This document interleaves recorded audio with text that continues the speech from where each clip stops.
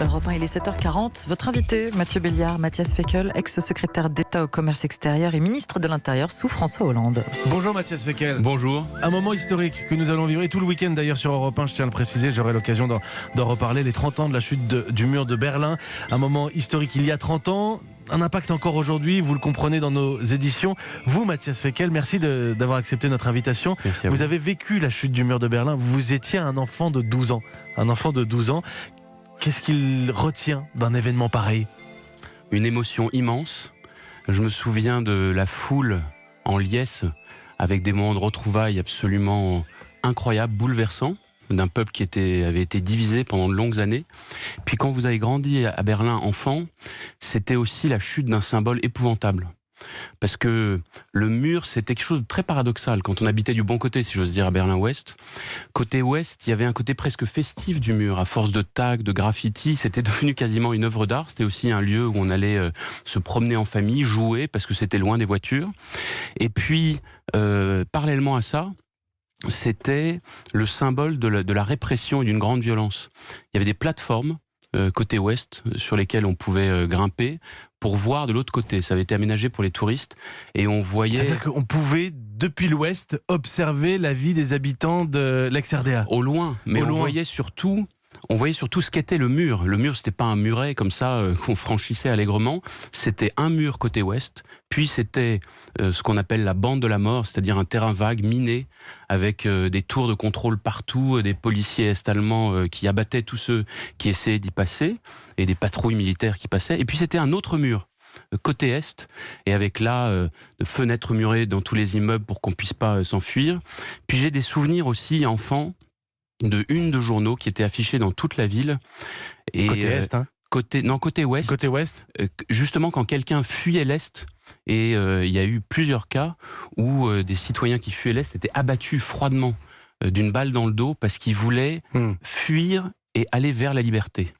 Je voudrais proposer à nos éditeurs une archive Europe 1. C'est André Ancian qui était notre correspondant à Berlin en 1989. J'ai sans doute vécu la nuit la plus extraordinaire, la plus exaltante de ma vie depuis la libération de la France. J'ai vu s'ouvrir le mur de Berlin. Lorsque la télévision annonce l'ouverture des frontières, des feux d'artifice éclatent dans les quartiers périphériques. Mais les Berlinois de l'Est n'osent encore croire au miracle. Et c'est à 21h seulement que les premiers se risquent à franchir le mur. Il faut se rendre compte, un correspondant qui nous dit que c'est le moment le plus impressionnant de sa carrière depuis la libération. Rien que ça. Je voudrais qu'on reparle de ce que c'est aujourd'hui la réunification de l'Allemagne. C'est un symbole, un vrai moment de la construction européenne aussi. Est-ce qu'aujourd'hui on est dans un échec, une réussite, un peu entre les deux ? On est dans un moment où tout peut basculer. En 89, on est dans la liesse, dans l'espoir, un moment où les Allemands et les Européens se sont dit il faut qu'on vive dignement, librement. Et ils ont essayé de construire ça.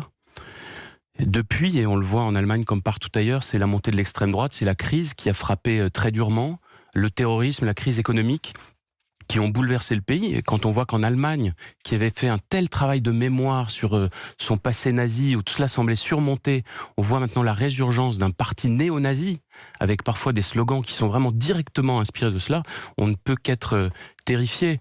Donc il y a eu une période d'espoir immense qui s'est ouverte en 89, une décennie où on s'est dit la paix perpétuelle est possible, le modèle de Kant va se réaliser.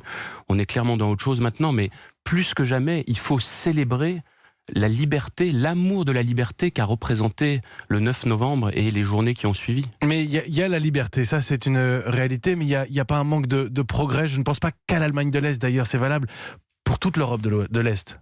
Je pense qu'il y a eu un besoin de rattrapage très fort d'abord, en termes de culture démocratique. C'est très délicat à dire, mais pour l'Allemagne de l'Est, c'est un pays qui a basculé du nazisme directement dans un totalitarisme bureaucratique. Oui, ils n'ont que 30 ans soviétique. d'expérience de la démocratie. Oui, c'est ça qu'il faut comprendre aussi. Il ne faut pas l'oublier, c'est très puissant. Je veux dire, vous avez vu La vie des autres. Et ce film, il dit tout. Des familles qui étaient espionnées, le mari par l'épouse, les enfants, etc. Enfin, c'est quand même des choses qui marquent énormément. La Stasi, la sordide police politique, tout ça, c'est des choses qui structurent une société. Et puis, il y a aussi un décalage économique, ça c'est très vrai. Il y a un besoin de rattrapage aujourd'hui. Il y a eu des investissements très important, des transferts de fonds massifs de l'ouest à l'est, mais les infrastructures sont pas au niveau, et il y a du coup un sentiment de déclassement et de décalage des Allemands de l'est. Et sur le côté économique, on va en parler dans un instant avec Nicolas Bétou. Je précise, Matthias Fekl, que vous avez chez vous un morceau du mur de Berlin. Ce témoin de cette date, évidemment, le 9 novembre 1989. Je sais qu'aujourd'hui, ça n'a rien à voir, mais c'est pour terminer l'interview, vous êtes président des Brasseurs de France. Bière allemande, bière française, Matthias Fekl, vous qui avez grandi là-bas? Bière française, mais ce sont deux pays de grande tradition brassicole. En France, ce qui est fou aujourd'hui, c'est le dynamisme, c'est la diversité. Le général de Gaulle disait: comment voulez-vous gouverner un pays qui compte plus de 200 variétés de fromage? Aujourd'hui, on pourrait dire la même chose pour des centaines et des milliers de variétés de bières extraordinaires. Merci, mais ça Matthias mériterait Fekl. une émission gastronomique à part Ce sera l'objet d'une entière. autre interview, Matthias Fekl. J'en suis sûr. Merci beaucoup.